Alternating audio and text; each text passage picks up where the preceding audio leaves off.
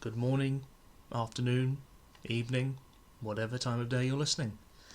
And welcome to this, the first of my fairy tale reads, which will be The Frog King or Iron Henry by the Brothers Grimm. Once upon a time, there was a princess who went out into the forest and sat down at the edge of a cool well. She had a golden ball that was her favourite plaything. She threw it up high and caught it in the air, and was delighted by all this. One time the ball flew up very high, and as she stretched out her hand and bent her fingers to catch it again, the ball hit the ground near her and rolled until it fell right into the water. The princess was horrified, and when she went to look for the ball, she found the well was so deep that she couldn't see the bottom. So she began to weep miserably and to lament, "Oh, if only I had my ball again! I'd give anything, my clothes, my jewels, my pearls, and anything else in the world, to get my ball back." As she sat there grieving, a frog stuck its head out of the water and said, "Why are you weeping so miserably?" "Oh," she said, "you nasty frog, you can't help me. My golden ball has fallen into the water." "Well, I don't want your pearls, your jewels, and your clothes," the frog responded. "But if you will accept me as your companion, and let me sit next to you, and let me eat from your little golden plate, and sleep in your little bed, and promise to love and cherish me, I'll fetch your ball for you." The princess thought, "What nonsense this simple-minded frog is blabbering. He's got to remain in his water. But perhaps he can get me my ball, so I'll say yes to him." And she said, "Yes, fair enough. But first fetch me the golden ball. I promise you everything."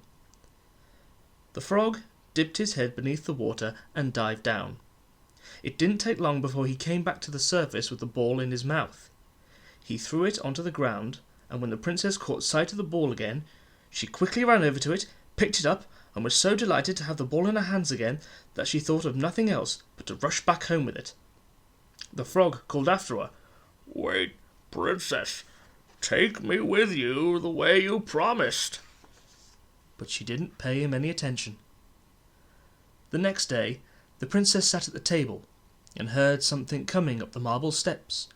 Splish, splash, splish, splash. Soon thereafter it knocked at the door and cried out, "Princess, youngest daughter, open up." She ran to the door and opened it, and there was the frog whom she had forgotten. Horrified, she quickly slammed the door shut and sat down back at the table. But the king saw that her heart was thumping and said, "Why are you afraid?" "There's a nasty frog outside," she replied. "He retrieved my golden ball from the water, and I promised him that he could be my companion, but I never believed at all that he could get out of the water, and now he's standing outside in the front of the door and wants to come inside." As she said this, there was a knock at the door, and the frog cried out, "Princess, youngest daughter, open up. Don't you remember what you said down by the well's cool water? Princess, youngest daughter, open up." The king said, "You must keep your promise, no matter what you said. Go and open the door for the frog." She obeyed, and the frog hopped inside and followed her at her heels until they came to her chair. And when she sat down again, he cried out, "Lift me up to the chair beside you."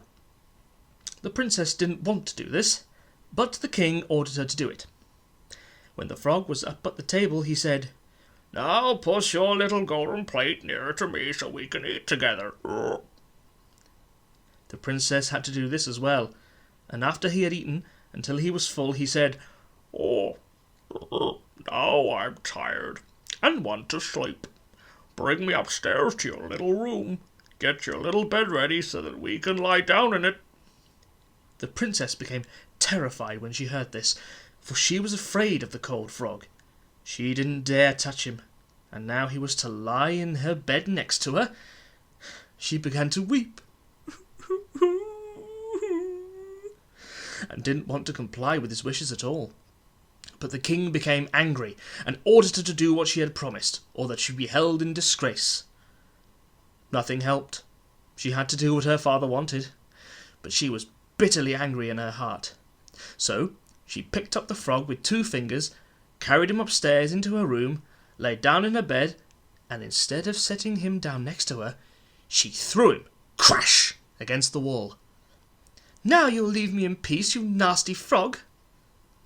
But the frog didn't fall down dead. Instead, when he fell down on the bed, he became a handsome young prince.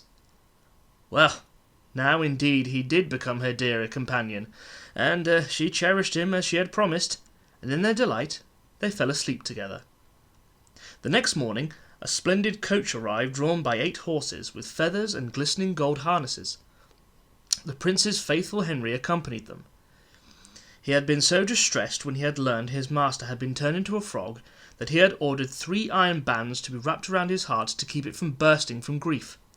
When the prince got into the coach with the princess, his faithful servant took his place at the back so they could return to the prince's realm.